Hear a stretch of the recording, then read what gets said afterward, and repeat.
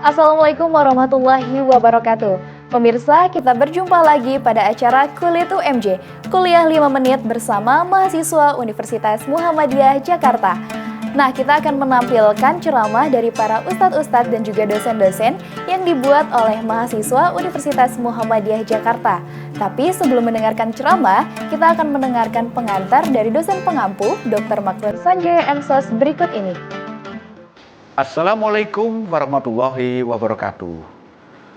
Dalam rangka memberikan apresiasi kepada para mahasiswa Gen Z dari Universitas Muhammadiyah Jakarta, kemudian juga memberi kesempatan bagi mereka untuk berkreasi, mengekspresikan talenta-talentanya, maka saya sebagai dosen pengampu ilmu komunikasi di Universitas Muhammadiyah Jakarta kemudian memberlakukan sistem ujian akhir semester dengan karya berupa konten audio video dalam bentuk yang pertama adalah konten yang kami beri judul Kuliah 5 Menit yang diisi oleh para dosen di lingkungan Universitas Muhammadiyah Jakarta, dan yang kedua adalah kreatif, yaitu singkatan dari kreatif, yaitu kami akronim dari kumpulan karya inovatif dan edukatif yang dihasilkan oleh para mahasiswa dari Universitas Muhammadiyah Jakarta. Tentu ini juga dalam pola pembelajaran masa kini, yaitu outcome based education, yaitu pola pembelajaran berbasis luaran. Kali ini karena memang sifatnya adalah audiovisual, maka kami hasilkan dalam bentuk video yang berisi konten audiovisual. Mudah-mudahan ini memberikan semangat kepada Gen Z dan para mahasiswa pada umumnya. Kemudian ini bermanfaat bagi dunia pendidikan dan dunia penyiaran di Indonesia. Wassalamualaikum warahmatullahi wabarakatuh.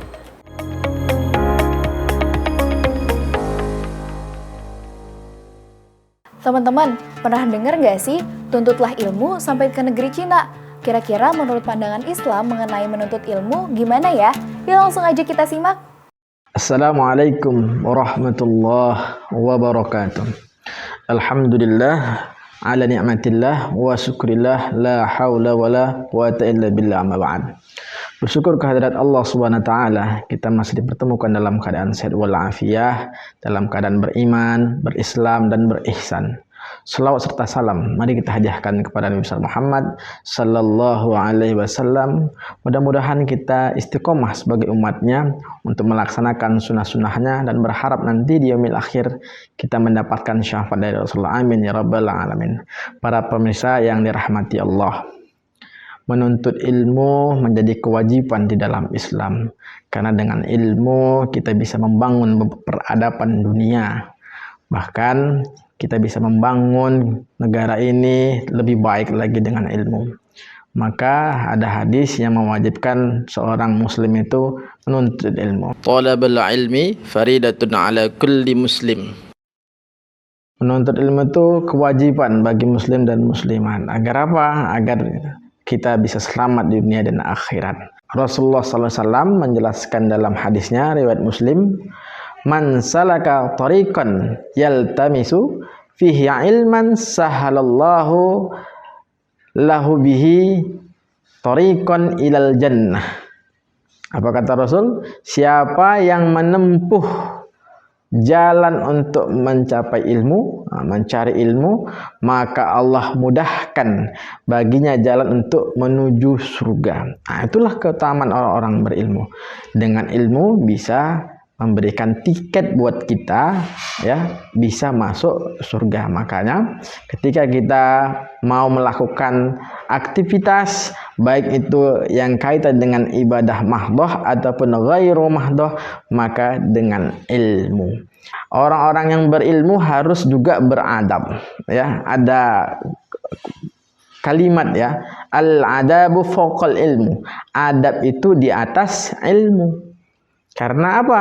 Karena ada hadis Rasulullah yang menyatakan akmalul mu'minina ahsanuhum khuluqa. Mukmin yang paling baik itu adalah mukmin yang paling baik akhlaknya. Maka orang yang berilmu itu senantiasa senantiasa menjaga adabnya, akhlaknya. Orang yang berilmu maka akhlak berbicaranya antar sesama harus baik. Orang yang berilmu juga harus memiliki adab bagaimana misalkan dia berpakaian. Nah, buat kaum milenial khususnya muslim ya, adab berpakaian ini harus kita jaga. Karena kalau kita yang berilmu kita lebih paham bagaimana perempuan misalkan menutup aurat ya. Bagaimana batasan aurat laki-laki dan perempuan. Nah, kaum milenial khususnya mahasiswa. Begitu juga misalkan adab berkomunikasi. Kita berkomunikasi dengan dosen. Orang yang berilmu dia akan menjaga adabnya dengan dosennya. Jadi kalau misalkan WA dosen, chat dosen, jangan lewat jam 10 malam, jam 11 malam. Orang sedang istirahat, tidur di chat gitu ya. Kan ini mengganggu. Nah, maka sesuaikan antara adab dan ilmu. Adab itu lebih. Maka dalam kitab Az-Zarnuzi, Ta'limu Ta'lim, orang yang mau belajar ilmu harus belajar dulu tentang adab. Karena apa? Adab itu paling penting. Bahkan Rasulullah diutus itu bukan untuk mengislamkan orang, tapi justru bagaimana memperbaiki akhlak. Laqad kana lakum fi Rasulillah iswatun hasanah. Sesungguhnya di dalam diri Rasul itu terdapat uswah. Karena apa? Nabi itu diutus untuk memperbaiki akhlak. Bukan untuk memasukkan orang ke Islam. Enggak, perbaiki dulu akhlaknya. Karena pada saat itu zaman jahiliyah, dan di mana perilaku jahiliyah itu menjadi perilaku yang sangat mengerikan, perilaku yang sangat menakutkan. Makanya perang yang sulit itulah perang untuk melawan kebodohan akhlak, kejahilan akhlak. Itu perang yang sesungguhnya. Teman-teman, apalagi yang cowok-cowok nih, masih suka sholat di masjid gak? Yuk langsung aja kita dengerin ceramah tentang Gen Z dan keterikatan dengan masjid. Berikut ini. Bismillahirrahmanirrahim. Assalamualaikum warahmatullahi wabarakatuh. Alhamdulillahirabbil alamin wa bihi nasta'in ala umuri dunya waddin. Wassalatu wassalamu ala asrafil anbiya wal mursalin wa ala alihi wa sahbihi ajma'in. Puji syukur marilah kita panjatkan kehadirat Allah Subhanahu wa taala yang telah mencurahkan berbagai nikmatnya kepada kita. Nikmat iman, Islam, dan nikmat sehat wal afiat. Salawat dan salam tidak lupa kita curah limpahkan kepada junjungan kita Nabi besar Muhammad sallallahu alaihi wasallam yang insyaallah akan memberikan syafaat kepada kita di yaumil kiamah kelak. Amin amin ya rabbal alamin. Saudara-saudara yang dirahmati Allah Subhanahu wa taala, sejarah telah mencatat pada masa muda Nabi Allah Ibrahim alaihissalam itu melawan berhala-berhala. Dia memotong atau merubuhkan berhala-berhala yang diciptakan oleh ayahnya sendiri. Juga Nabi Allah Musa alaihissalam melawan Fir'aun pada masa mudanya. Namun demikian, saudara-saudara sekalian, masa muda juga masa yang sangat rentan. Karena pada masa muda ini biasanya kaum muda mencari jati dirinya. Tidak jarang anak muda menerjang apa yang dilarang, yang dianggap tabu malah dianggap biasa. Ditambah lagi pada masa ini merupakan masa atau era digitalisasi, di mana semua informasi yang baik maupun yang buruk mudah didapatkan oleh kaum muda. Sehingga kalau tidak bisa menyaring kaum muda ini, maka akan merusak karakter atau merusak akhlak. Begitu juga merusak moral kaum muda. Oleh karena itu Rasulullah pernah bersabda, jagalah 5 hal sebelum datang 5 hal. Pertama, masa mudamu sebelum datang masa tuamu. Sehatmu sebelum datang masa sakitmu. Waktu luangmu sebelum datang waktu sibukmu. Kayamu sebelum miskinmu, dan hidupmu sebelum matimu. Demikian Rasulullah memberikan nasihat kepada kaum muda agar menggunakan masa mudanya untuk beribadah kepada Allah.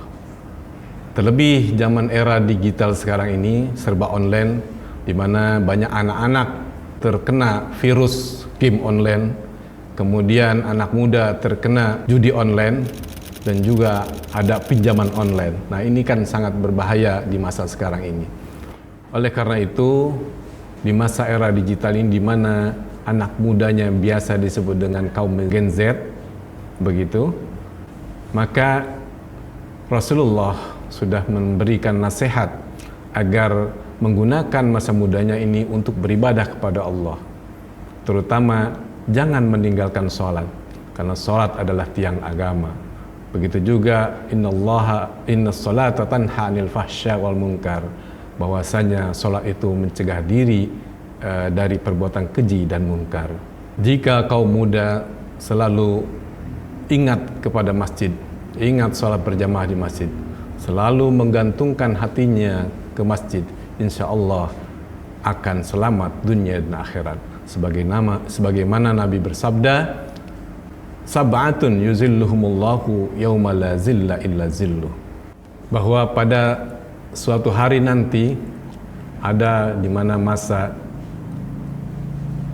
orang tua tidak bisa lagi menolong anak, ibu tidak bisa menolong ayah, teman tidak kenal sesama temannya, tidak ada hari pertolongan pada saat itu kecuali pertolongan Allah Subhanahu wa taala. Maka ada satu golongan yang mendapat perlindungan dari Allah Subhanahu wa taala, yaitu rajulun qalbuhu mu'allaqun fil masjid, yaitu laki-laki atau pemuda yang hatinya selalu bergantung di masjid. Oleh karena itu, mari saya mengajak kepada kaum Gen Z dan kaum muda, mari kita mendekatkan diri kepada Allah, selalu sholat dan selalu sholat jamaah di masjid, karena pahalanya itu luar biasa. Demikian yang bisa saya sampaikan. Mohon maaf apabila ada yang kata-kata yang salah dan kurang. Nasrun minallah wa fathun qarib wa basyiril mu'minin. Assalamualaikum warahmatullahi wabarakatuh. Nah teman-teman, kita akan kembali lagi di Kulit UMJ. Teman-teman, sholat itu kan tiang agama ya. Yuk langsung kita cari tahu tentang sholat di ceramah berikut ini. A'udzu billahi minasyaitonir rajim. Bismillahirrahmanirrahim. Assalamualaikum warahmatullahi wabarakatuh. Alhamdulillahi rabbil alamin. Alhamdulillahilladzi ja'ala as-salata 'iddat lil muttaqin. Assalatu wassalamu ala asrafil anbiya'i wal mursalin sayyidil awwalin wal akhirin wa ala alihi wa ashabihi mujahidin at-tahirin wa man tabi'ahum bi ihsan ila yaumiddin, amma ba'du.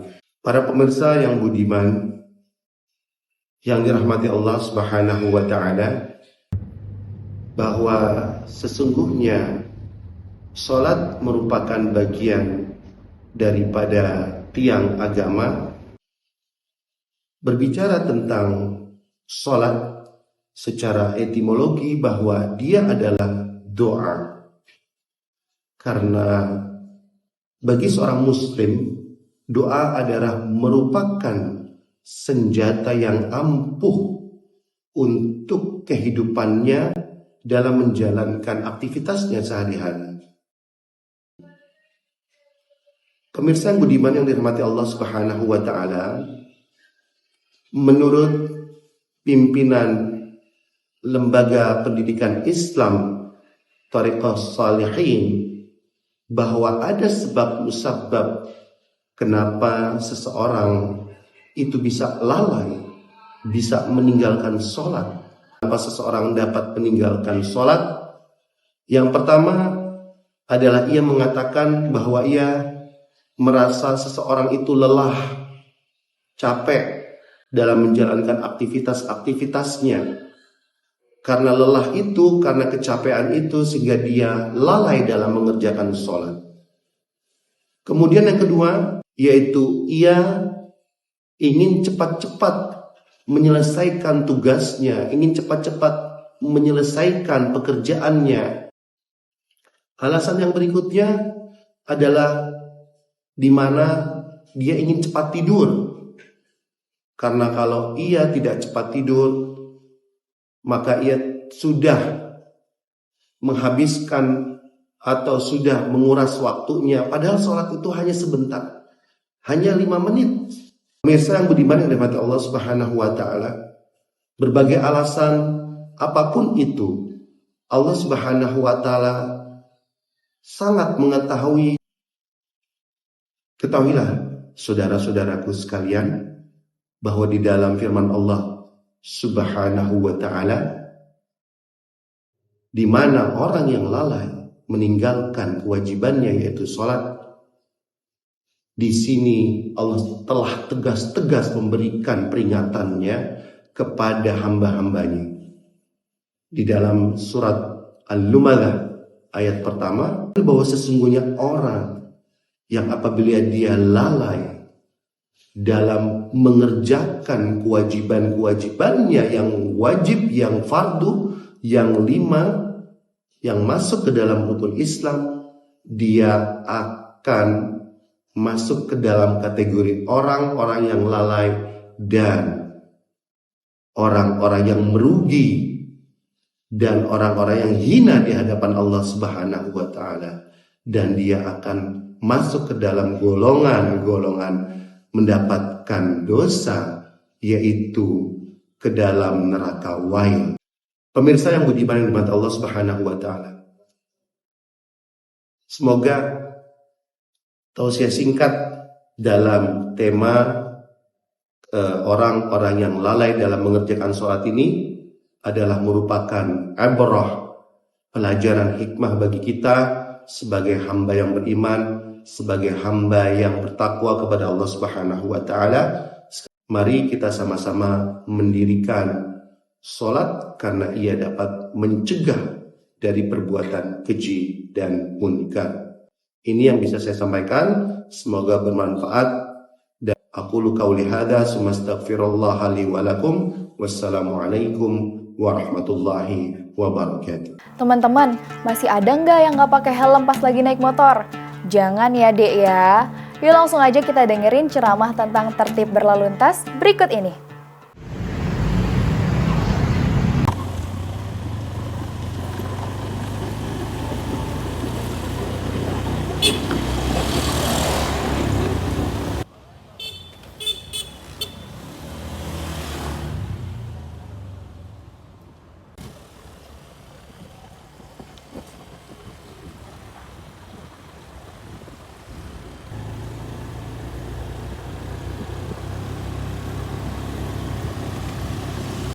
Bismillahirrahmanirrahim. Assalamualaikum warahmatullahi wabarakatuh. Sahabat muda yang saya banggakan, alhamdulillah, summa salatu wassalamu ala rasulillah, wala haula wala quwata illa billah. Puji kepada Allah Subhanahu wa Ta'ala, kemudian salawat dan salam kepada Nabi besar Muhammad sallallahu alaihi wasallam. Sahabat muda yang berbahagia, bicara tentang tertib berlalu lintas, melihat kondisi di lapangan memang agak khawatir, terutama bagi kita kalangan muda. Rata dalam berlalu lintas itu melihat bagaimana satu sama lain itu saling berjibaku untuk saling mendahului. Sementara tujuannya sama, adalah sampai ke tujuan. Kadangkala tanpa kita sadari, sahabat muda, rasa pengen lebih cepat, rasa pengen lebih mendahului, dan rasa ingin lebih unggul itu selalu berada di diri kita. Kadangkala kita tidak sadar kecepatan yang terlalu tinggi yang kita lakukan, baik dalam mengendarai sepeda motor ataupun mengendarai kendaraan roda 4 dan seterusnya, itu bisa berakibat fatal, baik untuk diri kita maupun untuk orang lain, termasuk nanti dampaknya kepada keluarga kita sendiri. Sahabat muda yang Allah Subhanahu wa Ta'ala, oleh sebab itu ada satu kunci sebenarnya bagaimana kita bisa selamat dalam berlalu lintas adalah dengan melaksanakan satu kata, yakni sabar. Nah, oleh sebab itu kita harus mengkaji apa itu sabar. Nah, sabar itu tentu identik dengan bagaimana kita bisa menjaga emosi kita. Emosi kita di dalam menghormati. Kadangkala memang ketika ada yang minta jalan, kita nggak mau ngasih jalan. Kenapa? Karena merasa kita nanti terlambat dan seterusnya. Dan alangkah baiknya kalau kita bersabar sedikit saja, memberikan kesempatan kepada yang lainnya untuk melaksanakan, untuk mendahului kita, dan seterusnya. Nah, dengan kesabaran itu, insya Allah tata tertib di dalam berlalu lintas akan terjamin dengan baik. Dan itu akan mengurangi namanya kecelakaan di dalam berlalu lintas. Kita melihat setiap hari itu selalu ada informasi kecelakaan di dalam berlalu lintas. Oleh sebab itu, kalau seandainya sahabat muda bisa agak tenang saja sedikit, agak sabar saja sedikit, memberi kesempatan kepada orang lain, maka insya Allah apapun apa yang terjadi di lapangan itu bisa kita kurangin. Ingat kata Allah, innallaha ma'as sabirin.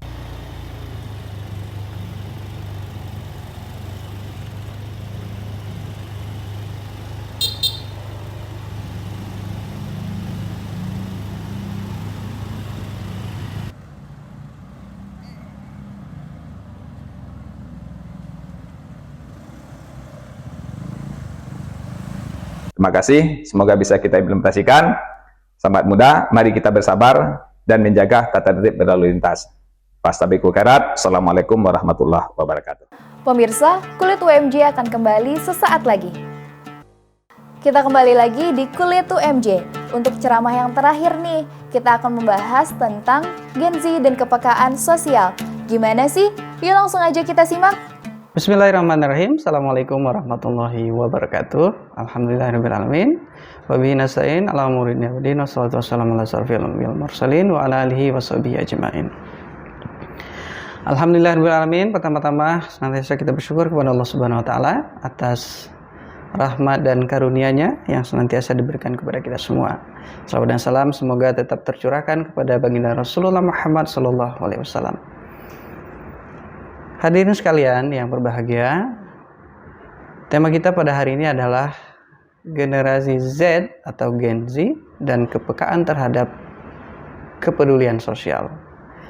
Apa itu generasi? Generasi artinya sekumpulan orang yang dilahirkan dalam kurun waktu yang berdekatan dengan kondisi lingkungan yang sama sehingga membentuk karakteristik yang berbeda dengan generasi sebelumnya. Apa itu Gen Z? Gen Z kalau kita lihat secara abjad, Gen Z itu artinya generasi sebelum atau setelah generasi sebelumnya. Generasi sebelumnya adalah generasi X dan generasi Y. Oleh karena itu, generasi Z atau Gen Z, perkiraan sekarang adalah mereka yang beraktivitas sebagai mahasiswa, remaja, ataupun mereka yang pada saat ini memulai karir. Oleh karena itu, beberapa penelitian menyebutkan bahwa generasi Z atau Gen Z ini memiliki beberapa karakteristik. Tentu kalau bicara karakteristik itu ada kelemahan dan ada kelebihan. Dan ini menjadi sebuah potensi yang harus kita jadikan sebagai semangat, spirit sebagai generasi Gen Z itu sendiri. Nah, dalam beberapa penelitian menyebutkan bahwa kelebihan dari Gen Z itu adalah pertama, punya pengetahuan yang luas. Kenapa? Karena Gen Z ini mereka yang terlibat secara aktif dalam penggunaan internet. Kita tahu bahwa sekarang orang menggunakan internet tentu dimanfaatkan untuk berbagai macam hal. Dalam konteks ini tentu dalam konteks pengetahuan, ya, informasi dan lain-lain. Kalau dulu kita mengenal bahwa buku adalah jendela dunia, tapi sekarang tentu hal lain bagi kita sebagai generasi Gen Z, bahwa internet itu kita bisa mengakses berbagai macam informasi. Oleh karena itu, maka sebagai generasi Z kita memanfaatkan kelebihan ini sebagai akses untuk memberikan informasi yang sehat dan baik. Lalu bagaimana proses atau bagaimana korelasi antara generasi Z dengan kepekaan sosial dalam masyarakat? Kalau kita merujuk pada Quran surat Al-Hujurat yang artinya bahwa sesungguhnya manusia itu diciptakan dari seorang laki-laki, seorang perempuan, bersuku-suku, berbangsa-bangsa, agar mereka saling mengenal. Lebih jauh dari sebelum ini, bahwa Allah itu sudah memberitakan bahwa manusia itu sesungguhnya itu diciptakan sebagai generasi atau manusia itu diciptakan sebagai dari berbagai latar belakang budaya dan suku bangsa, sehingga mereka saling mengenal. Oleh karena itu, sebagai generasi Gen Z, kita harus punya kepekaan terhadap sesama manusia, sesama sahabat. Jadi generasi Z tentu harus memiliki kepekaan, karena sesungguhnya kepekaan itu menjadi hal yang wajib, karena itu bagian dari sifat dan tanggung jawab kita sesama manusia.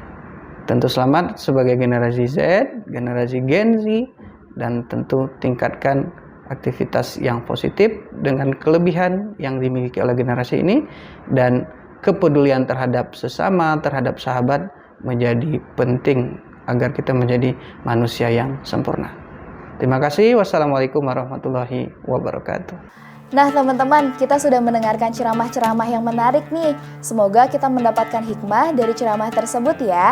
Kita akan kembali lagi pada program Kuliah UMJ, kuliah 5 menit bersama mahasiswa Universitas Muhammadiyah Jakarta.